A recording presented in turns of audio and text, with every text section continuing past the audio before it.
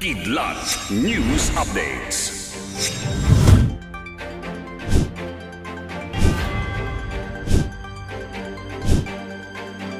Ako po si Cesar Soriano, kasama ang buong pwersa ng Kidlat News Channel para ihatid ang nangungunang mga balita sa buong kapuluan. Ngayon, niyanig ng 6.8 magnitude na lindol ang Davao Occidental at ilang kalapit na probinsya nito kahapon, November 17. Ayon sa Philippine Institute of Volcanology and Seismology of PHIVOLCS, pasado alas 4 ng hapon na mangyari ang pagyanig na sanhi ng tectonic na unang iniulat na may lakas na 7.2 magnitude ngunit ibinaba din sa 6.8. Naitala ang epicenter ng lindol 34 kilometers northwest ng Sarangani, Davao Occidental at may 10 kilometer depth. Unang naipaulat na naramdaman ng intensity 8 sa Glan, Sarangani at General Santos City. Makikita din ang ilang pinsala nito sa ilang gusali sa mga probinsyang naapektuhan ng lindol, partikular na sa isang mall sa Jensan. Wala namang naitala ang PHIVOLCS na banta ng tsunami dahil sa lindol at patuloy pa din ang ginagawang assessment ng mga otoridad sa mga naging pinsala nito. Naglabas ng show cause order ang Land Transportation Franchising and Regulatory Board o LTFRB sa bus company na Victory Liner matapos ang shooting incident sa isa sa mga bus nito na ikinasawi ng 2 pasahero kamakailan.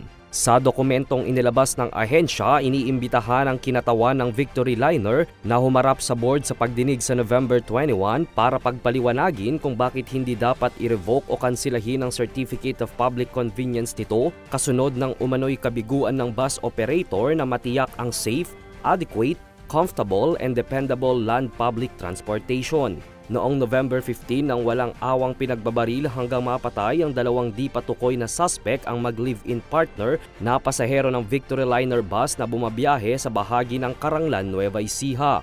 Kahapon naman nang maihatid na sa kanilang tahanan sa Cauayan City, Isabela ang isa sa mga biktimang si Gloria Mendoza Atilano. Patuloy ang investigasyon ng otoridad sa motibo sa krimen at ang paghahanap sa 2 suspect na nakuhanan sa dashcam ng bus. Aabot ng 1.4 million pesos ang penalty sa mga nahuling kolorum ng public utility vehicles sa 5 araw na crackdown ayon sa Department of Transportation o DOTR. Simula November 11 to November 15, 7 kolorum vans ang na-impound ng mga operatiba ng Special Action and Intelligence Committee for Transportation kasama ang Philippine Coast Guard. Ayon sa SAICT, 200,000 pesos ang multa sa bawat kolorum ng van na nahuli. Ang kampanya laban sa kolorum ng mga sasakyan ay para pangalagaan ang kapakanan ng POV passengers at ibang mga motorista.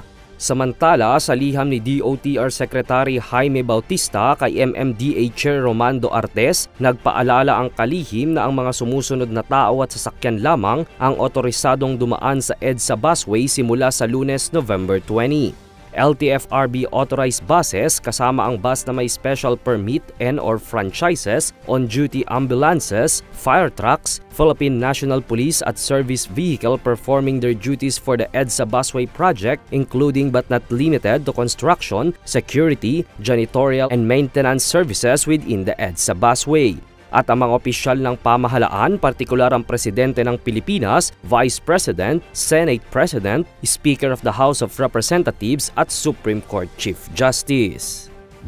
Matagumpay na natapos ng Armed Forces of the Philippines o AFP ang 2 major training exercises ngayong linggo bilang parte ng kanilang hakbang para palakasin ang kapasidad ng bansa na labanan ang mga external threat. Parehong formal na natapos noong November 17 ang Unilateral Dagat, Langit at Lupa o AJEX Dagit PA exercises at Kamandag exercises sa pagitan ng Philippine at US Marines. Sa mga exercises, binigyan rin ng atensyon ng AFP ang cyber defense bilang parte ng kanilang pagkilala sa banta ng cyber threat sa national security ng bansa. Ayon sa AFP, ang cyber defense ay karaniwang parte na sa lahat ng training mission ng lahat ng mga units. Binanggit rin ng AFP ang transition ng kanilang mga hukbo mula internal operations patungong territorial defense kung saan nakasentro ang mga kasalukuyang military drills. Saad ni Colonel Mike Lohico, spokesperson ng AJEX Dagit PA, nagsasagawa sila ng mga maritime security exercises at kinetic exercises upang maging mas epektibo ang kanilang mga operasyon. Para sa Kidlat News Updates, ito si Jai Reyes, nag-uulat. At inyo pong natunghayan ang mga headlines sa nakalipas na mga oras. Manatili nakatutok para sa mga susunod na updates at breaking news. Ako po si Cesar Soriano, kasama nyo sa bawat pagputok ng balita.